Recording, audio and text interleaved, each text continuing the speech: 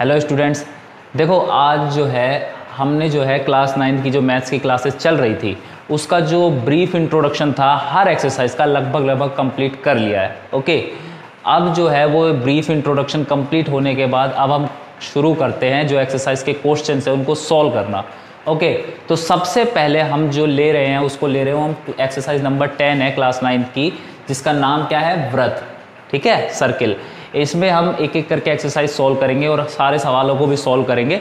सबसे पहला जो है 10.1 हम कंप्लीट करते हैं। देखो 10.1 में कोई भी क्वेश्चन उस तरह का नहीं है कि सॉल्यूशन टाइप हो, सिर्फ फिल इन द ब्लैंक्स मिलेंगे और ट्रू एंड फॉल्स मिलेंगे, यानी कि सत्य असत्य और खाली स्थान भरना।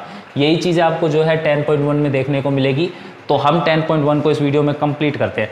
देखो ये जो व्रत एक्सरसाइज है इसका जो ब्रीफ इंट्रोडक्शन है वो इस एक्सरसाइज को कंप्लीट करने से पहले देखना बहुत ज़रूरी है। ओके, इसलिए उस वीडियो की जो डिस्क्रिप्शन में हमने जो है लिंक दे दी है वो वीडियो देखो, उसके बाद जो है ये क्वेश्चन आपको अच्छे से समझ में आएंगे जो भी मैं समझाऊंगा। अगर आपने वो वीडियो देख रखी है तो फिर आप जो मैं करने वाला हूँ ना वो सब आपको ठीक से समझ में आएगा। लेकिन अगर किसी ने ये वीडियो नहीं देखी है वो वाली, तो एक बार उस वीडियो को देख ले जिसका लिंक डिस्क्रिप्शन में है, जिससे क्या होगा कि ये सवाल जो मैं करूँगा ये आपको और अच्छे से समझ में आएंगे। बाकी मैं यहाँ भी कोशिश करूँगा कि आपको समझाऊँ पूरी तरह से।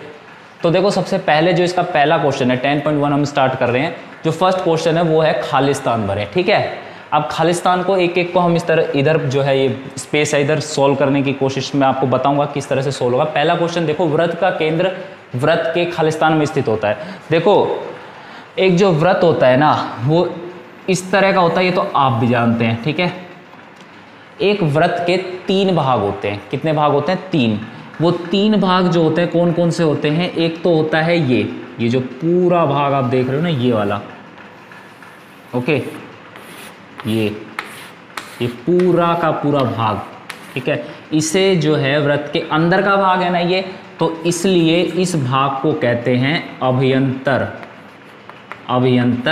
भाग। ठीक है, इसे क्या कहते हैं? अभ्यंतर भाग।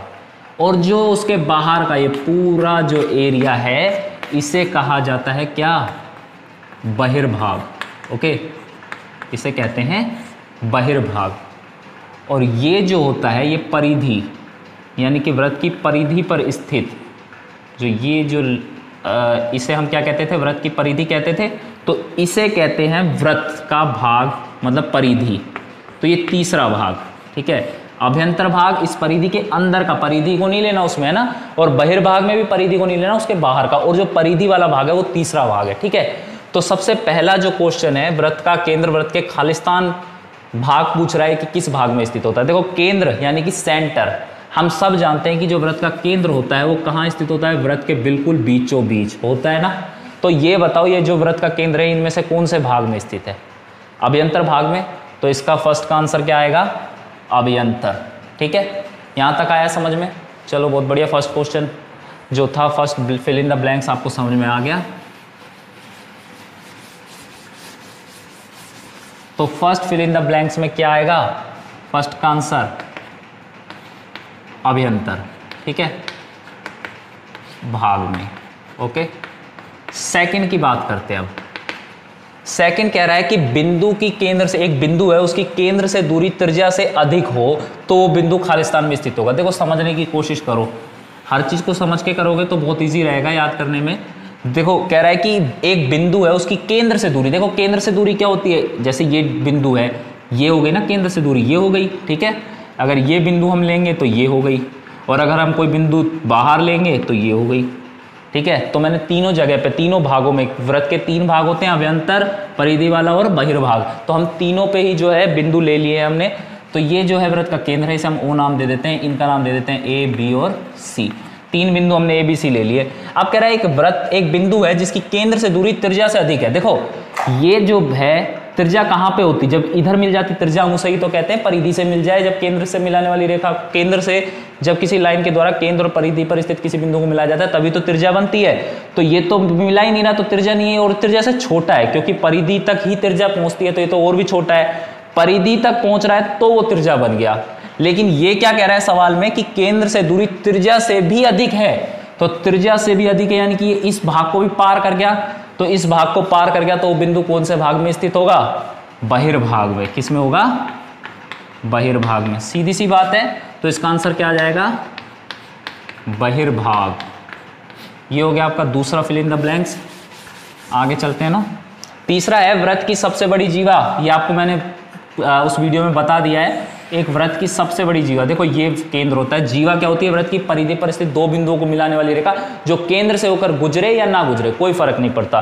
जैसे ये जो है ये एक जीवा है, बिल्कुल है। और थोड़ा ऊपर जाओगे तो ये जीवा की लंबाई थोड़ी सी बढ़ जाएगी, ठीक है। जैसे जैसे केंद्र के पास जाते हैं तो जीवा की लंबाई जो है वो बढ़ती जाती है।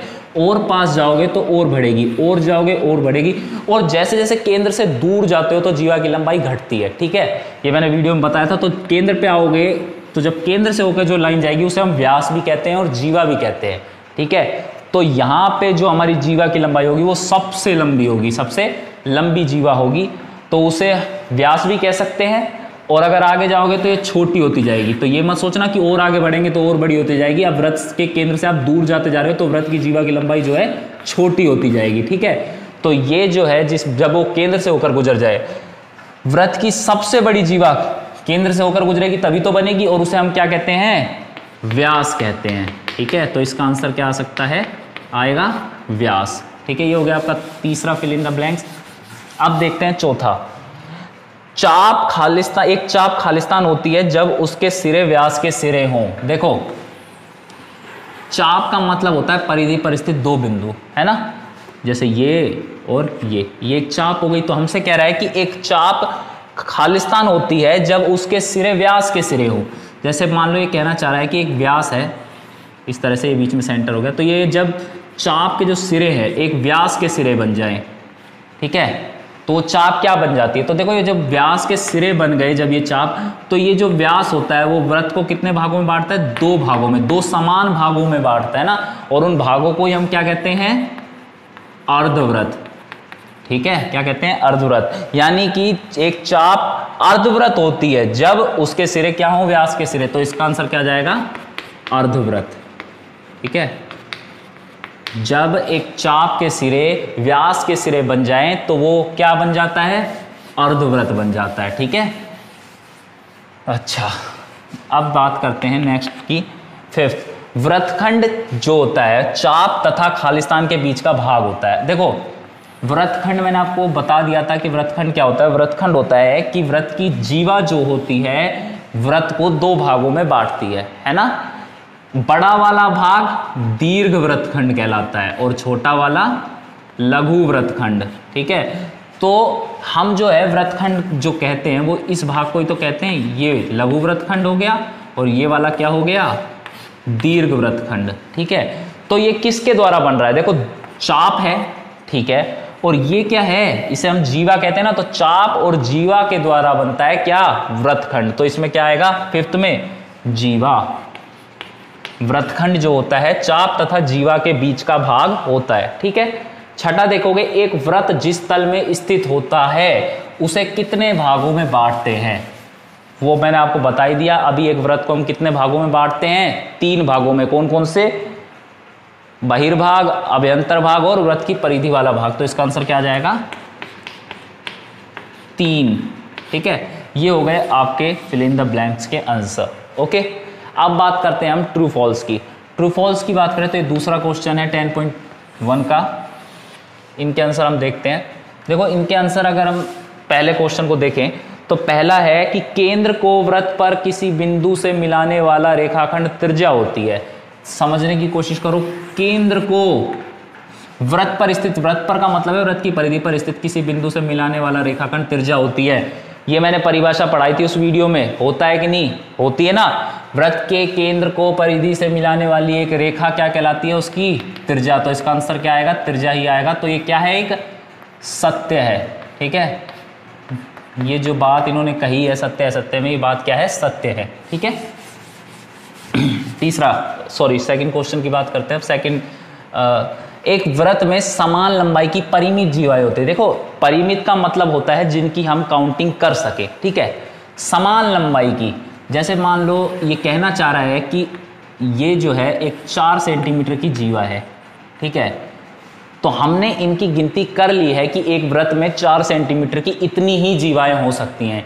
जैसे 4 की ये हो गई 1, मतलब उसने एक पर्टिकुलर एक नंबर बता दिया कि एक वृत्त के अंदर समान लंबाई की सिर्फ 4 जीवाएं हो सकती है, 5 हो सकती है, 6 हो सकती है, मतलब उसने नंबर ढूंढ लिया है कि इतनी हो सकती है। ये सत्य है या असत्य देखते हैं। देखो ये 4 सेंटीमीटर की एक जीवा आपको दिख रही है। अच्छा ये 4 सेंटीमीटर की हो सकती है? हो सकती है। 4 सेंटीमीटर की क्यों नहीं खींच सकते? इसे भी खींच सकते हो आप 4 सेंटीमीटर की, इसे भी खींच सकते हो, इसे भी खींच सकते हो, और अगर देखा जाए इसे भी खींच सकते हो, इसे भी खींच सकते हो। 4 सेंटीमीटर की बहुत सी जीवाएं खींची जा सकती है। तो यानी कि इनकी जो संख्याएं होती है वो परिमित ना होकर क्या होती हैं? अपरिमित होती है। ठीक है, तो इसका आंसर क्या आएगा?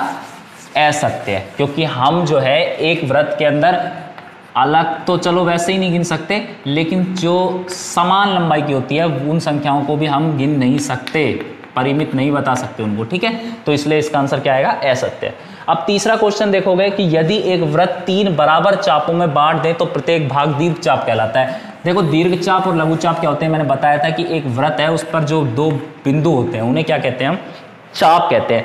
तो ये छोटा वाला भाग होता है ये वाला, इसे तो हम कहते हैं लघु चाप, और इसे क्या कहते हैं? दीर्घ चाप। तो हमसे कह रहा है कि एक वृत्त है उसे हमने 3 समान दूरी पर स्थित चाप से बांट दिया, जैसे 1, 2 और 3, यानी कि ये डिस्टेंस और ये डिस्टेंस तीनों इक्वल है, तो प्रत्येक भाग दीर्घ चाप कहलाएगा। ऐसा होता है कि नहीं ना, क्योंकि तीनों भाग बराबर है तो हम किसी एक को दीर्घ थोड़ी ना कह सकते हैं। ठीक है, जो मैंने उसमें बताया था कि अगर 2 चाप व्यास के सिरे बन जाएं तो ये 2 चाप इनमें से लघु और दीर्घ किसी को कह सकते हो क्या? नहीं कह सकते। क्यों? क्योंकि दोनों बराबर है। तो यहाँ पे तीनों जब चाप पे बराबर दे रखे, बराबर डिस्टेंस पे दे रखे, तो किसी का नाम दीर्घ चाप थोड़ी ना दे सकते हो तुम।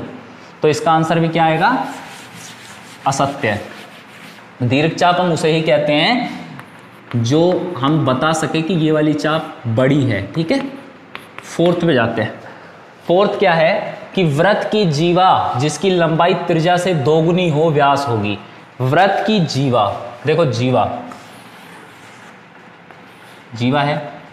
अब ये कह रहा है कि एक जीवा है जिसकी लंबाई त्रिज्या से दुगनी है, यानी कि त्रिज्या और त्रिज्या से भी दुगनी, यानी दुगनी मतलब 2 त्रिज्याएं, दुगनी का मतलब 2 त्रिज्याएं तो हो गई, दोगुनी हो व्यास होगी, तो 2 त्रिज्याएं मिलकर व्यास बनता है, और ये जीवा है। तो ये बात जो कही गई वो क्या है? सत्य है। ठीक है, अगला देखोगे 5th, त्रिज्याखंड जो होता है जीवा व संगत चाप के बीच का क्षेत्र होता है। पहले तो इसके लिए तुम्हें पता होना चाहिए कि त्रिज्याखंड क्या होता है। त्रिज्याखंड होता है 2 त्रिज्याओं और चाप के मध्य का जो क्षेत्र होता है उसे हम क्या कहते हैं? त्रिज्याखंड। तो इस सवाल में आपको दिया हुआ है जीवा, इसमें कहीं जीवा दिख रही है आपको? नहीं दिख रही ना, तो इसका मतलब ये क्या है? असत्य वचन है ये। ठीक है, असत्य। लास्ट बचा है इसका 6th, उसे देखते हैं कि वृत्त एक समतल आकृति है। देखो समतल का मतलब क्या होता है? जो 1D होती है। समतल हम किसे कहते हैं? 1D को। ठीक है, 1D मतलब जिसमें लंबाई होगी चौड़ाई होगी। ठीक है, 2D सॉरी, लंबाई और चौड़ाई होगी, 2D आकृति है जिसे 3D नहीं कहा जा सकता। ठीक है, एक पेपर पे बनाया जा सकता है ना, या फिर बोर्ड पे इस तरह से, तो उसे समतल कहते हैं। समतल मतलब सपाट। तो एक वृत्त एक समतल आकृति होती है या नहीं होती? होती है ना, तो ये क्या है? सत्य है। तो इस तरह से आपकी ये 10.1 जो है कंप्लीट हो जाती है। ठीक, इजी एक्सरसाइज है पूरी। 10.2 भी करेंगे हम नेक्स्ट वीडियो में, तब तक के लिए 10.1। ठीक, इसे मेरे हिसाब से सही समझ में आया होगा। इतने hard fill in the blanks या सत्य असत्य है नहीं, इन्हें पढ़ो। ठीक है, याद करो। ये वैसे तो पेपर में आने के चांसेस नहीं होते, लेकिन फिर भी ये नॉलेज के लिए अच्छे होते हैं। ठीक है, थैंक यू।